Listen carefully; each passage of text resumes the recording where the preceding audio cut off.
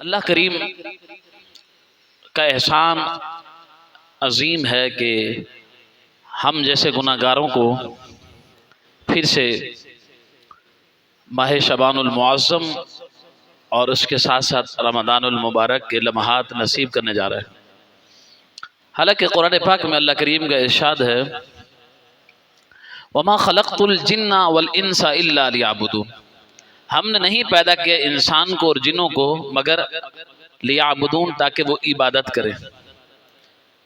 कुरान पाक में अल्लाह ताला ने मकसद हयात समझाया। इंसान का मकसद हयात ये है कि वो अल्लाह की इबादत करे, लियअबुदून, ताकि वो इबादत करे। उसकी तख्लीक का मकसद ये है। और जो इंसान उसके मकसद अजीम को समझ जाए और फिर उस पर अमल पैरा हो जाए तो फिर अल्लाह उसे इज़्ज़तों से नवाजता है। इज़्ज़त भी कई किस्म की होती है। इज़्ज़त जो सरों पर हो वो इज़्ज़त नहीं होती, इज़्ज़त वो होती है जो दिलों पर हो। आप समझते होंगे कि प्रोटोकॉल इज़्ज़त है या इर्द-गिर्द हुजूम इज़्ज़त है, ऐसा नहीं है। इज़्ज़त चंद दिलों में भी हो, लेकिन हो इज़्ज़त दिल से तो उसको इज़्ज़त कहते हैं।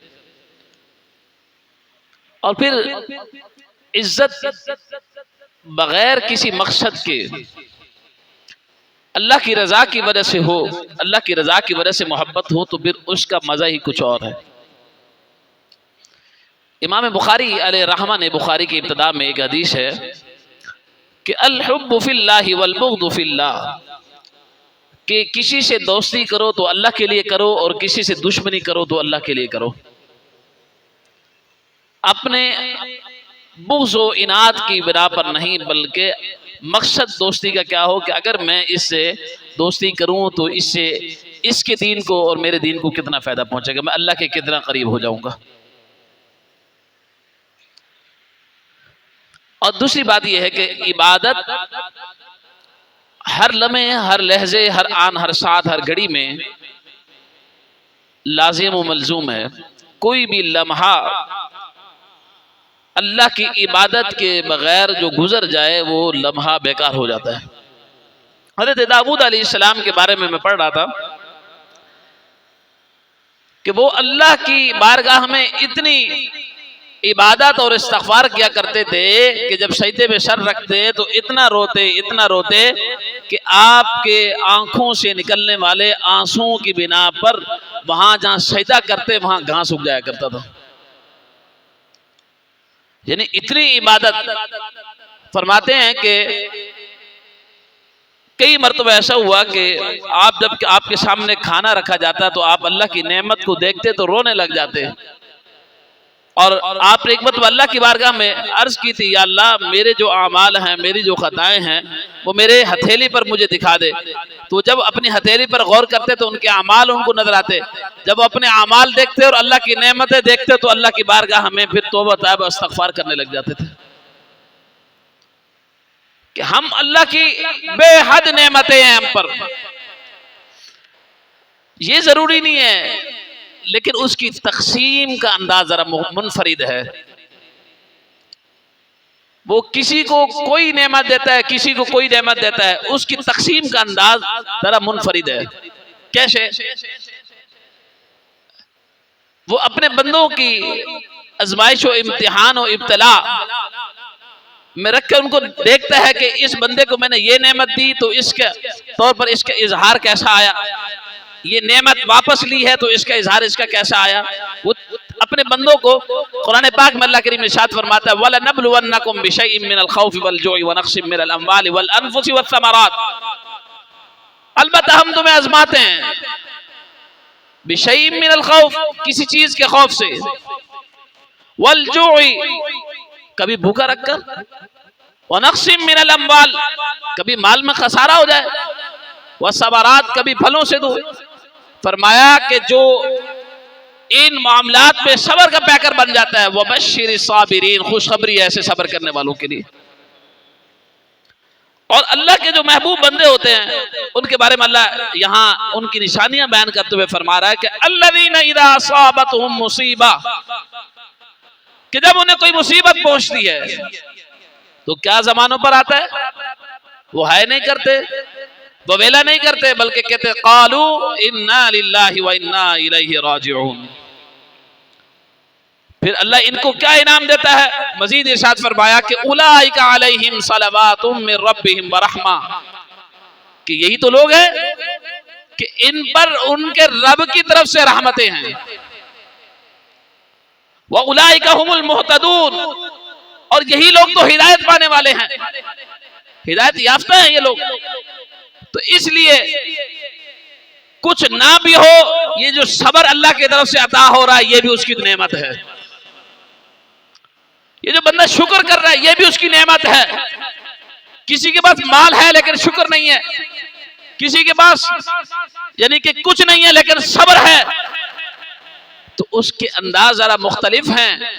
वो अपने बंदों को मुख्तलिफ रंगों में रखता है और अपने बंदों के जरिए एक दूसरे को इबरत भी दिखाता है कि किसी को किस हाल में रखकर दूसरे बंदे को देख, इसके पास ये नहीं है तुझे दिया है, ताकि समझ अगर हम उसे इस रंग में रख सकते हैं तो तुझे भी रख सकते हैं।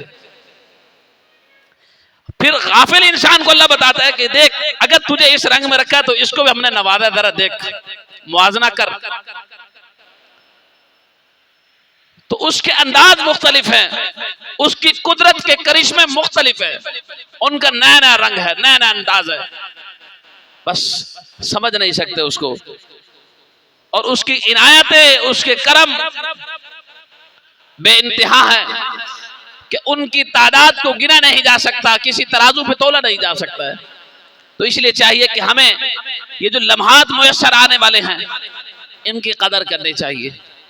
हदीस पाक में आता है, आपको मेरे आका सल्लल्लाहु अलैहि वसल्लम ने इरशाद फरमाया कि मन सामा रमदाना, कि जिसने रमजान के रोजे रखे ईमाना व इहतिसाबन गुफिर लहू मा तक़द्दम मिन ज़म्बि, कि अल्लाह करीम ईमान और एहतिसाब के साथ जिसने रमजान को गुजारा, रोजे रखे, गुफिर लहू, उसके गुनाहों को माफ कर देता है, मा तक़द्दम मिन ज़म्बि, जो उसने पहले किए थे उससे।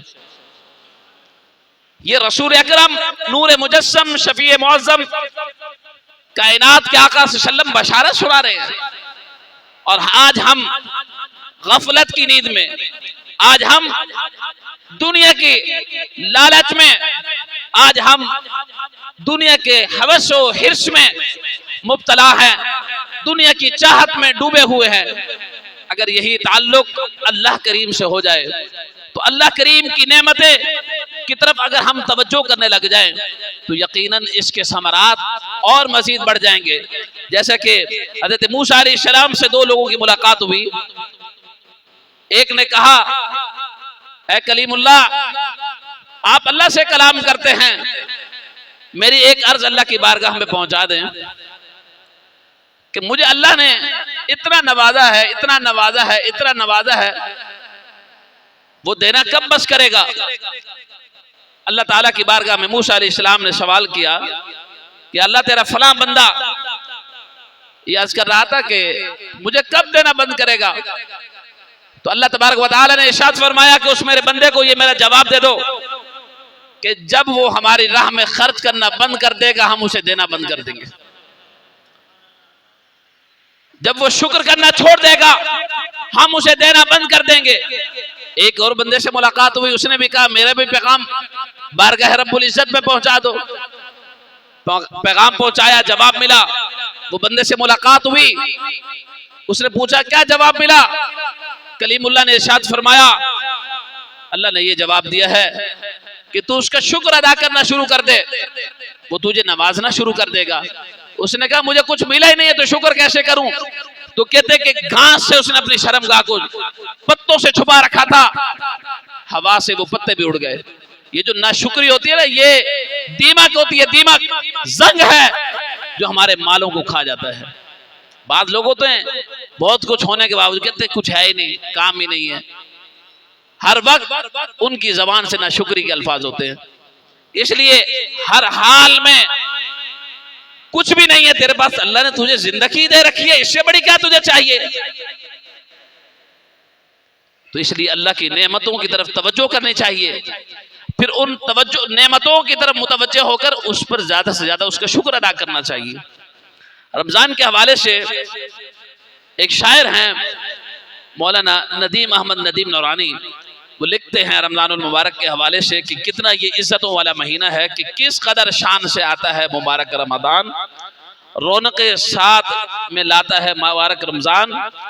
रब है रोजों की जजा, पढ़ लो हदीस कुदसी, ये शर्फ खूब दिलाता है मुबारक रमजान। खत्म कुरान भी तरावी में होते हैं बहुत, हुब्बे कुरान को बढ़ाता है मुबारक रमजान, यानी कि कुरान रमजान की मोहब्बत को बढ़ाता है। मैं आगे जाकर तरावी के हवाले से भी कलाम करूंगा। एतिकाफ और तरावी और शब कदर की भी महफिल खूब सजाता है मुबारक रमजान। फर्ज की मिसल मिला करता है नफलों का सवाब, ये फजीलत भी दिलाता है मुबारक रमजान। फर्ज अमाल का 70 गुना मिलता है सवाब, फजल का ताज सजाता है मुबारक रमजान। माह रमजान की शब कदर में उतरा कुरान, शान कितनी बड़ी पाता है मुबारक रमजान। जब घड़ी आती है फुरकत की तो सौगात ईद जाते जाते दिए जाता है मुबारक रमजान। ऐ नदीम इस माह जी शां के फजाइल हैं बहुत, बरकतें खूब लुटाता है मुबारक रमजान। तो इस रमजानुल मुबारक की अजमत को हमें समझना चाहिए। और इस रमजान में तो अभी 2-3 दिन हैं, लेकिन अभी से बार बार आपको ये सदा मिंबरों से मिलती है, कब हम अपनी जिंदगी को बदलेंगे, कब हम प्रैक्टिकली मुसलमान बनेंगे। अभी तो सिर्फ दावे के मुसलमान हैं, कब हम इसकी अमली नमूना इस शरीयत मुताहरा कब बनेंगे। तो इसलिए माह रमजानुल मुबारक की इतनी अज़मतें हैं, इतनी फजीलतें हैं। अबू हुरैरा रज़ी अल्लाह ताला अन्हु फरमाते हैं कि मुस्तफ़ा जान रहमत सल्लम ने रमजान करीम की आमद पर अपने सहाबा को खुशखबरी देते हुए इरशाद फरमाया, क़द जाअकुम रमज़ानु शहरुम मुबारकुन, कि तुम्हारे पास माह रमजान आ गया है बरकत महीना। आप ये मुबारकबाद देते, फिर रमजानुल मुबारक के फजाइल बयान किया करते थे। एक रिवायत में आता है कि अताकुम शहरु रमजान अताकुम सय्यिदुश शुहूर फमरहबा बिही व अहला, तुम्हारे पास माह रमजान आ गया, तुम्हारे पास तमाम महीनों का सरदार आ गया, तुम्हें रमजान को फिर कहते हैं कि रमजान तुझे खुश आमदीद। यानी कि इस तरह माह रमजानुल मुबारक का हमारे आका सल्लल्लाहु अलैहि वसल्लम इस्तकबाल फरमाया करते थे। और रमजानुल मुबारक की आमद पे जो गुनाहगार हैं, इनके लिए रमजानुल मुबारक तो बहुत ही बरकतों वाला है। कैसे कि इरशाद बारी ताला के वतूबू इलल्लाहि जमीअन अय्युहल मुमिनून लअल्लकुम तुफ्लिहून, ऐ ईमान वालो तुम सब अल्लाह की तरफ तौबा करो ताकि तुम कामयाब हो जाओ। और तौबा क्या है? ये निदामत है, शर्मिंदगी है। जब हम कोई गलती कर लेते हैं किसी के बंदे के सामने, तो उसके सामने हमें शर्मिंदगी महसूस होती है कि अब कैसे इसके सामने पेश हूं। तो इसी तरह हम अपने गुनाहों को याद करें और अल्लाह की बारगाह में कभी सजदे की सूरत में, कभी क़याम की सूरत में, कभी रुकू की सूरत में, कभी दुआ की सूरत में गुनाहों को याद करें, अल्लाह की रहमतों को याद करें, फिर उसे उसकी रहमत का वास्ता दें कि या अल्लाह हम तो गुनाहगार ठहरे लेकिन तेरी रहमत तो बड़ी वसी है। तो अपनी रहमतों की बरकत से आया तो गुनाहगार हूं, लेकिन जब उठूं तेरी बारगाह से दुआ करने के बाद, तो अपने करम और रहमतों की बरसात से मेरे गुनाहों को धो दे। ये अंदाज रखिए जिंदगी का, सुबह शाम अल्लाह की बारगाह में तौबा कीजिए। पता नहीं वो लम्हा मौत का लुक्मा अजल हम बन जाएं, कब हमारी रूह कफ़े अंसरी से परवाज कर जाए। और वो एक बंदे के बारे में बनी इस्राइल की रिवायत है कि अल्लाह के रसूल सल्लल्लाहु अलैहि वसल्लम ने इरशाद फरमाया कि एक बंदे को अल्लाह तबारक व तआला ने उसकी इबादत से और कुर्बत खुदाबंदी उसको हासिल थी, तो अल्लाह ताला ने उसे फरमाया उसे 100 साल जिंदगी के अल्लाह ताला ने बख्श दिए। तो उसने कहा 100 साल तो अब गारंटी मिल गई है जिंदगी की, वो गुनाहों में मशगूल हो गया। कई साल गुजर गए, कहते हैं कि हर साल गुजरता वो कहता है अभी 1 साल और बाकी है, इतने साल बाकी है, फिर माफी मांग लूंगा। चलते चलते कई साल गुजर गए, 99 साल गुजर गए, 1 साल बाकी रह गया। उसने कहा उसमें भी 12 महीने हैं। जब आखिरी महीना आया कहा इसमें भी 30 दिन होते हैं, यहां तक कि उसे तौबा की तौफीक हासिल ना हुई। इसलिए इस गुमान में ना बैठे रहें कि अगले साल हम जिंदा होंगे, इस गुमान में न रहे कि शाम तक जिंदा होंगे। ऐसे ऐसे लोग चले जाते हैं कि जिन्होंने मौत के बारे में सोचा भी नहीं होता है।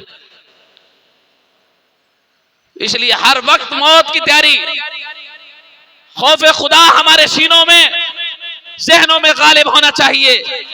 हर वक्त अल्लाह रब्बुल इज्जत की रहमत से उम्मीद में होना चाहिए बंदे को कि या अल्लाह बस करम वाला मामला फरमा दे। ना तो तेरी आजमाइश पर उतर सकते हैं, ना तेरी पकड़ पर उतर सकते हैं, बस तेरी रहमतों के साए में रहें, ऐसी जिंदगी मुयस्सर हो जाए। तो हर वक्त अल्लाह की बारगाह में तौबा ताइब होना चाहिए। तौबा करने वाले जो हैं अल्लाह उनसे बड़ा खुश होता है, बिलखुसूस नौजवान जो हैं। नौजवान की इबादत अल्लाह को बड़ी मकबूल है, अल्लाह को बड़ी महबूब है। तो कैसे कि एक इंसान है, उसके पास ताकत है और वो ताकत गुनाहों के काम में बसर नहीं करता है, शैतान का गलबा भी ज्यादा है, लेकिन उसके बावजूद जो अल्लाह की बारगाह में सजदा रेज़ होता है, हदीस तय्यबात के मफहूमात से ये बात साबित होती है। पता चलता है हमें कि अल्लाह करीम ऐसे नौजवान पर रश्क फरमाता है और फरिश्तों से मुखातिब होता है, फरिश्तों देखो इस नौजवान, इसको इतनी ताकत दी है, इसके कुव्वतों में, इसके बाजू में कुव्वत है, इसके टांगों में हमने ताकत दे रखी है, ये गुनाहों की तरफ जा सकता था लेकिन इसने गुनाहों के रास्ते को छोड़ दिया है, मेरी बारगाह में सजदा रेज़ हो रहा है। फरिश्तों देखो मैं इस पर कितना खुश हो रहा हूं। और फरिश्तों को रब बार बार मुखातिब होकर फरमाते, देखो तुम तो कहते थे ये खून रेजी करेंगे, देखो ये मेरा बंदा मेरी इबादत कर रहा है। तो कोई तो अमल हो। हदीस तय्यबात है कि जिन लोगों को अल्लाह करीम देखकर मुस्कुराता है, कभी हमने वो अमल भी किए कि अल्लाह करीम हमें भी देखकर मुस्कुराए। हमें ऐसे अमल भी तो करने चाहिए। अगर हम गौर फिक्र करें सुबह तो शाम कि हमारे जिंदगी के अमल ऐसे तो नहीं है, एक एक अमल पर अगर हम गौर फिक्र करें कि हमारे अमल ऐसे तो नहीं है कि जिनकी बिना पर अल्लाह हमसे खुश नहीं बल्कि नाराज होता है, कहीं हम उसके गजब के हकदार तो नहीं ठहरते हैं। अगर ऐसे हैं तो फिर तौबा कीजिए, अपनी जिंदगी को सिराते मुस्तकीम पर ले आइए। और अगर अल्लाह ने हम सब पे से जिनको ये तौफीक इनायत कर रखी है कि उनके अमाल ऐसे हैं कि उनको देखकर रब मुस्कुराता है, रब तबस्सुम फरमाता है। अब अल्लाह इन चीजों से पाक है, लेकिन शान शान अपने बंदों के लिए इज़हार फरमा रहा है कि मैं ऐसे बंदे भी हैं कि जिन्हें देखकर मुस्कुराता हूं। तो इसलिए ऐसे अमाल करने चाहिए। प्यारे आका अलैहिस्सलातु वस्सलाम ने फरमाया कि 4 उमूर में से, ये 4 उमूर रमजान में कसरत से करो।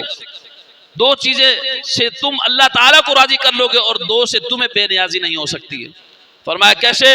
फअम्मल खसलतानी अल्लतानी तुरदूना बिहा रब्बकुम फशहादतु अल्ला इलाहा इल्लल्लाहु व तस्तगफिरूनहु।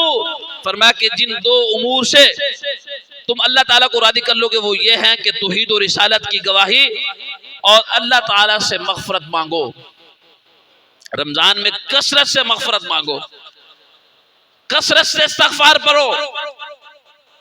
और आप देखें, अंदाज देखें, वक्त नहीं है, गुफ्तगू को समेटना मुश्किल हो जाता है कि कुरान पाक का जरा मुताला कीजिए कि अल्लाह करीम कि प्यारे अंबिया का अंदाज क्या था। वो तो अलग कुर्ब खास उन्हें इनायत था, अल्लाह की बिल्कुल कुर्ब में थे, उसके नबी थे, उसके महबूब बंदे थे अंबिया। लेकिन उनका अगर आप वाक़यात पढ़ें, वो किस तरह अल्लाह की बारगाह में तौबा ताइब इस्तिग़फ़ार, अल्लाह की बारगाह में गिरफ़्तारी भी क्या करते थे। आप हज़रत आदम अलैहिस्सलाम के बारे में कि कितना अंदाज, कितना खुशी वाला अंदाज है। आज ही कितनी इसमें 8वां पारा पढ़िए सूरतुल आराफ, रब्बना ज़लमना अनफुसना, ऐ हमारे रब ज़लमना अनफुसना। आज ही देखिए हम तो हैं सर तपाऊ तक गुनाहों का पैकर और हमारे अंदर तकब्बुर, गुरूर, हिर्स, हवस और ये जो लिसानियत, जबान का तासुब इतना भरा हुआ है हमारे अंदर। और देखिए अंबिया की आजी का आलम देखिए कि उनकी आजी का आलम यह है कि वो कहते हैं रब्बना, ऐ हमारे रब, ज़लमना अनफुसना, हमने अपनी जानों पर जुल्म किया है, व इल्लम तग़फिर लना, अगर तू हमारी मग़फ़िरत न करे तो लनकूनन्ना मिनल ख़ासिरीन, हम तो खसारा पाने वाले में से। व इल्लम तग़फिर लना, ये जो इल्लम है, अगर फरमाया अगर तू हमारे ऊपर रहम न करे तो हम तो लनकूनन्ना मिनल ख़ासिरीन, हम किस, अब वो बात जुमला मुनासिब नहीं है, मिंबर के लायक नहीं है। दूसरे मकाम पर हज़रत यूनुस अलैहिस्सलाम सूरतुल अंबिया में फरमाते कि ला इलाहा इल्ला अंत सुब्हानका इन्नी कुन्तु मिनज़ ज़ालिमीन, ला इलाहा, नहीं है तेरे सिवा कोई इबादत के लायक, इल्ला अंता, मगर तू ही, सुब्हानका, तू पाक है, इन्नी कुन्तु मिनज़ ज़ालिमीन, हम तो ज़ालिमीन में से। ये अंबिया के आजी का आलम है कि वो इतनी उसकी रहमतों के करीब होने के बावजूद उस वक्त उसकी बारगाह में हर वक्त गिरफ्तारी करते थे। और हम मुहासबा कीजिए जरा, और रमजानुल मुबारक में रोजे अल्लाह की बारगाह में ज्यादा से ज्यादा क़याम की जरूरत है और कुरान पाक को समझने की भी जरूरत है। हमारे यहाँ अंदाज क्या है, रमजानुल मुबारक भी अब हम अपनी मर्जी से गुजारना चाहते हैं। कुरान पाक रमजान में तरावियों में सुना जाता है, तो जब इमाम सलाम तरावी खत्म करता है तो अगर 5 मिनट ज्यादा लग जाए तो हमारे चेहरे बने होते हैं। कुरान सुनने के लिए भी हमारे पास वक्त नहीं है, कहते हम थक जाते हैं। कुरान तो बूढ़ों को जवान कर देता है। कुरान तो जब दिल से सुनेंगे तो मजा आएगा ना, कुरान को समझेंगे तो कुरान का मजा आएगा। और हमारे अहले सुन्नत में माजरत के साथ हमें कुरान का फहम इदराक समझने के लिए हमारे पास वक्त नहीं है। हमारे लोगों की बात कर रहा हूं कि कितने हमारे यहां दरसे कुरान की महफिल होती हैं, कितनी हमारे यहां खुलासतुल कुरान होता है मस्जिदों में, लेकिन 2 बंदे भी नहीं बैठते। कुरान कह क्या रहा है हमें ये पता ही नहीं हमें। यानी एक बंदे को अल्लाह ने 50-60 साल जिंदगी दी है, अगर वो पूरी जिंदगी में एक मर्तबा कुरान को नहीं पढ़ सके तर्जुमे के साथ तो उसकी जिंदगी का क्या फायदा है। कुरान कहता है वलक़द यस्सरनल कुरान लिज़िक्र, हमने आसान कर दिया कुरान को समझने वालों के लिए, याद करने वालों को। कुरान कहता है कि इसमें गौर फिक्र करो। कुरान कहता है अफला यतदब्बरून कुरान वलौ कान मिन इंदि गैरिल्लाहि लवजदू फी इख्तिलाफन कसीरा। कुरान क़यामत वाले दिन पूछेगा अल्लाह करीम, क्या तुम्हें कुरान नहीं दिया था? अफला यतदब्बरून कुरान, क्या तुमने कुरान में गौर फिक्र किया?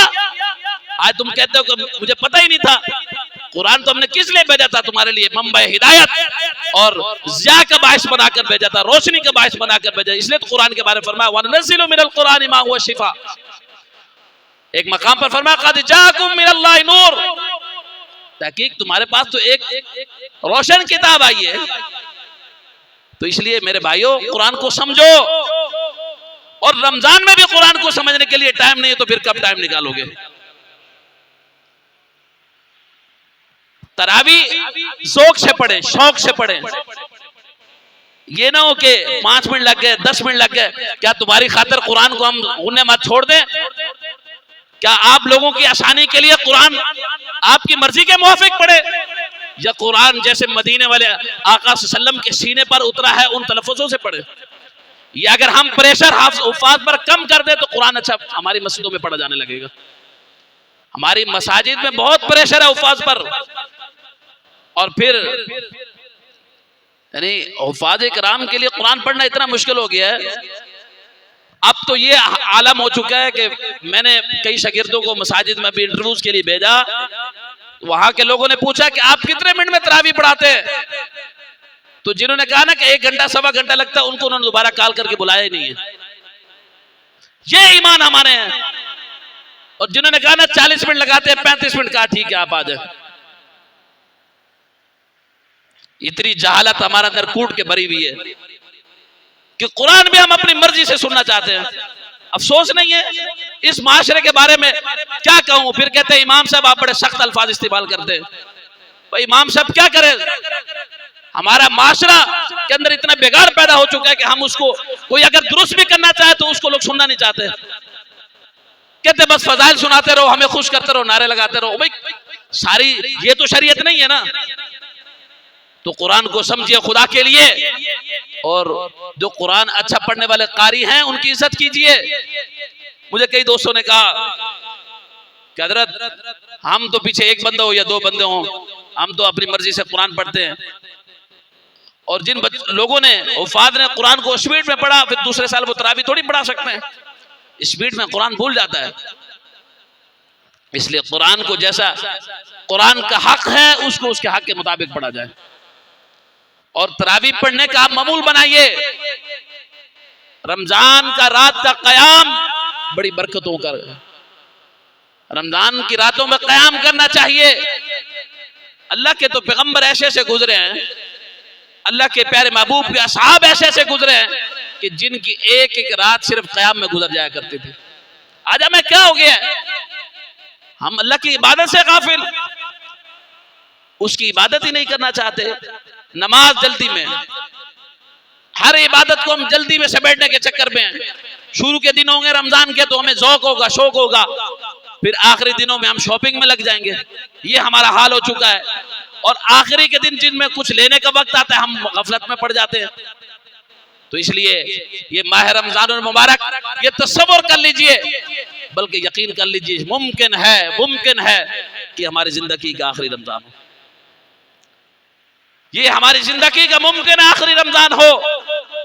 और अगर हम इसमें बख्शिश ना करवा सके, अपनी अल्लाह को राजी ना कर सके, उसके महबूब को राजी ना कर सके, तो वैसे तो आज उम्मत का बुरा हाल है, वक्त ऊपर हो गया है। जो आप देखें गजा और फलस्तीन में जो हो रहा है, बख्शिश के तो हम में से कोई काबिल भी नहीं है। आप सोच ले कि हमारा भी ऐसा हशर हो सकता है, हमारे किसी एक बच्चे को कोई ऐसे मारे तो फिर हम अपना हशर देखें। यकीन करें, मैंने तो वीडियो देखना छोड़ दिए हैं, बर्दाश्त नहीं होता है। पता नहीं आज मुसलमानों के दिल में, जिस्म में, जिगर में दिल नहीं है, पत्थर है। आज हुक्मरान और हम लोग कसम भी इस बात पर उठा सकता हूं कि हम तो बख्शिश के लायक ही नहीं। यकीन करें, हम क्या जवाब देंगे रसूलुल्लाह सल्लल्लाहु अलैहि वसल्लम की बारगाह में, किस तरह खड़े होंगे कि हमारे मुसलमान भाइयों को मारा जा रहा था, हम तो आवाज भी नहीं उठा सकते थे, हम तो उनके साथ नहीं खड़े हो सकते थे। मुझे किसी दोस्त ने पैसे दिए, बोला आप रमजान की शॉपिंग कर लें। मैं कल 2 दफा कपड़े लेने लगा, लेकिन मुझे दिल में ख्याल आया कि वो वहां लोग पिस रहे हैं और मैं कपड़े खरीदूं, यानी कि हम खाना कैसे खा लेते हैं। अंदाजा तो लगाए कि इतने बेबस मुसलमान हम क्यों हो चुके हैं। इसलिए कि हमने सिर्फ कलमा पढ़ा है, अमली जिंदगी मुसलमानों वाली इख्तियार नहीं की है, माजरत के साथ। इसलिए उठो, रसूलुल्लाह सल्लल्लाहु अलैहि वसल्लम की शरीयत मुताहरा को समझने की जरूरत है। अल्लाह करीम हम सबको शरीयत मुताहरा पर अमल करने वाली जिंदगी अता फरमाए, और बिलखुसूस हमारे जो फलस्तीन गजा के मुसलमान हैं, खुदा की कसम आप जरा देखें, और ये हाल हमारा भी होगा, ये ज़हन में रखिएगा। आप इसके बैकग्राउंड पूरी हिस्ट्री पढ़ें इसकी। ये इसराइल जो है, ये ऐसा नासूर है कि अरब से होते हुए ये हमारे तक पहुंचेगा, ये इसने किसी मुसलमान को नहीं बख्शना। ये गज़वा हिंद की तरफ हालात आ रहे हैं, जब ये हमारे ऊपर हालात आएंगे तो फिर हमें अंदाजा होगा कि वो किस तरह इस तकलीफ को बर्दाश्त कर रहे थे। और ये जो हमारे मुल्क में हो रहा है, ये इसी बात की कड़ी है। अल्लाह करीम से दुआ है, अल्लाह करीम हम सबको अमल करने वाली जिंदगी अता फरमाए।